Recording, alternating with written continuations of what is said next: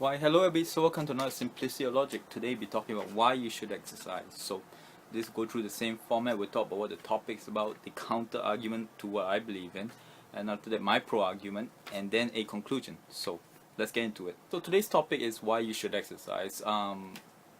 With all the evidence out there, I think most of the evidence states that you should exercise. So today's debate is more upon why would you not do it, even with all the evidence presented as it is.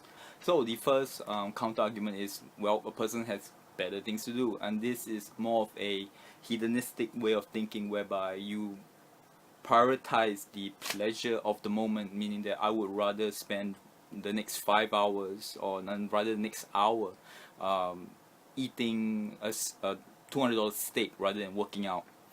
The other one after that would be something along the lines of, people say it's a joke, but people have said it, that they have insurance and therefore they should just use it. Again, as a joke, but the mentality still stands that a person can literally afford to be sick. Therefore, they again, if this actually links towards the one that I just talked about, meaning that not only do I rather do something else with my time that I rather do in terms of pleasure, but I can afford to be sick anyway. So, and since I bought insurance, I might as well use it. The last one is the most interesting one, meaning that a person is literally too sick to exercise. This is a good example. Of course, it's like Stephen Hawking. He's totally, whole body is paralyzed, and so how's he going to exercise? Or the other will be famous, like another example is a YouTuber called Boogie, who is severely overweight, and he says that when he does try to exercise, his legs can't take his weight, therefore it hurts him. So these are the three counter arguments of why a person would not exercise. So let's go into the pro arguments about what I emphasize that a person should exercise. So the first one to talk about is, of course, the point of a person being too sick to exercise. For the Stephen Hawking example, I totally give it the point that you can't blame the person because he literally can't exercise on his own. He needs someone's help or exoskeleton or something like that.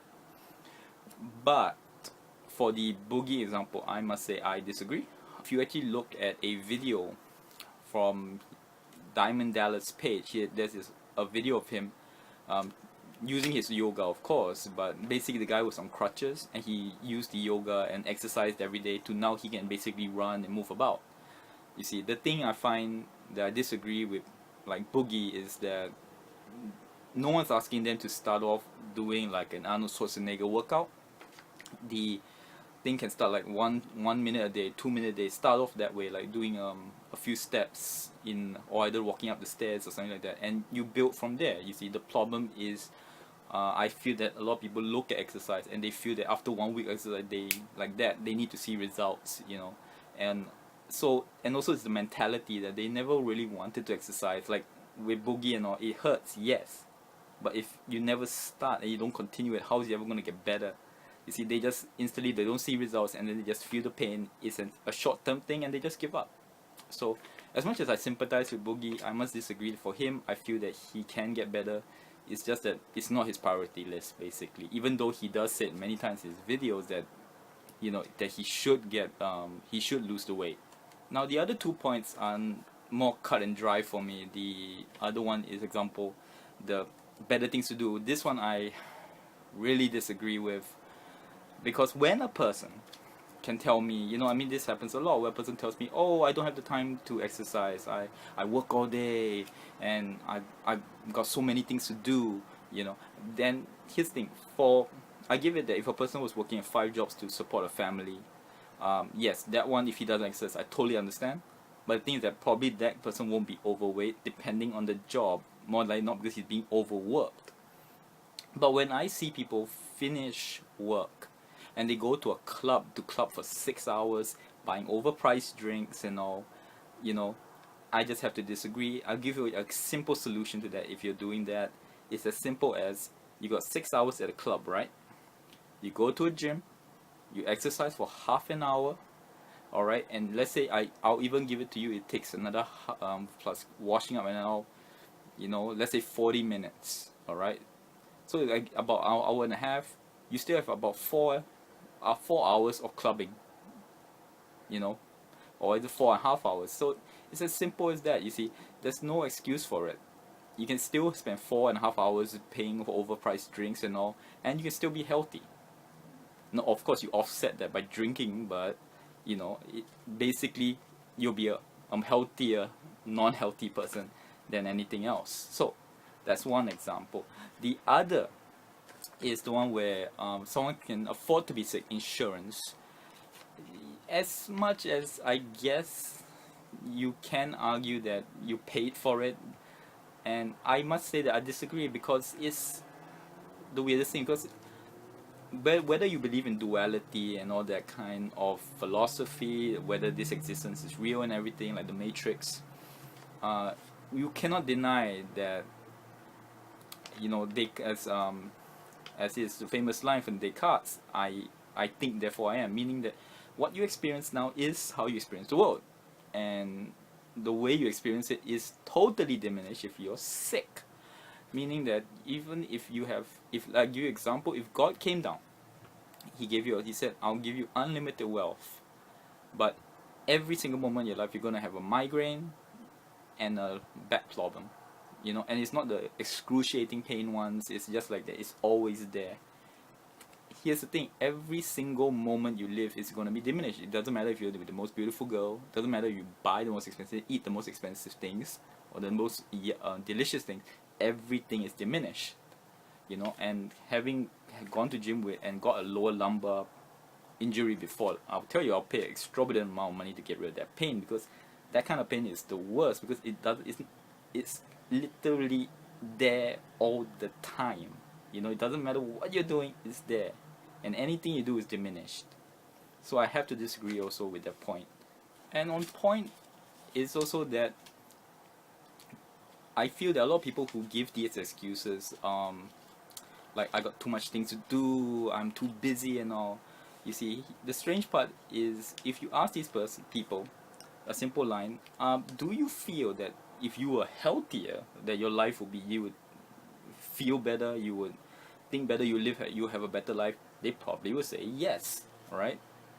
And here's the thing, so why won't you? Why don't you do it? No one's asking you to drop to below the average. A male is 20% body fat, should have that much, 20% body fat, a female 25%. So no one's asking you to even cut down to below that or whatever. If you can reach the average, at least even dropping body fat percentage is a good thing. So when you can't deny that fact, basically I feel people who give the excuse have already lost the argument. Is somewhat ignorant to a point, because they can literally, you already admitted that you're wrong, that it is healthy and better for you, yet you don't do it. Especially if you're going clubbing afterwards, for 6 hours. To end this, basically, I'll give you a story of how I started working out, and my motivations for working out. And this story basically is on Polytechnic. In Singapore, there's this thing where there's almost a compulsory kind of charity work that person must do, and I was sent to an old folks home to help out. Now I was into heavy metal then, a lot of skull t-shirts, chains and everything. The nurse saw me and knew, maybe this guy is not the guy to be going around the old folks home. So she took me and put me beside this old man in a wheelchair, literally sitting like that. And she said to me, just talk to him. So I did, and I said, hello, how are you? And he didn't respond. So I thought he spoke dialect or Cantonese or Mandarin. So I said all those in hello, and again, no response, totally deadpan, looking down, no reaction. So I got a bit weird, and I asked the nurse, like, what do I do? And she told me, no kidding, just talk to him, he's just like that. And then it kind of just clicked in my head that this guy, he doesn't, his whole body is just literally rotting away, and he's literally waiting to die.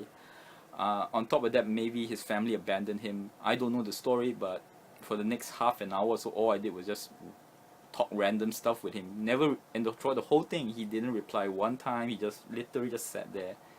And at the end of it, I must say that changed my life. I told myself I never, ever want to be like that old man. Alright, never. Now flash forward, after the army, I went to Australia for university. You know, I mean, in sporadically in between I had worked out, but nothing like regular. It was only when I reached Australia that I really got into it, because another example is that I lived with my aunt and uncle. My uncle is a Caucasian, Australian, big guy.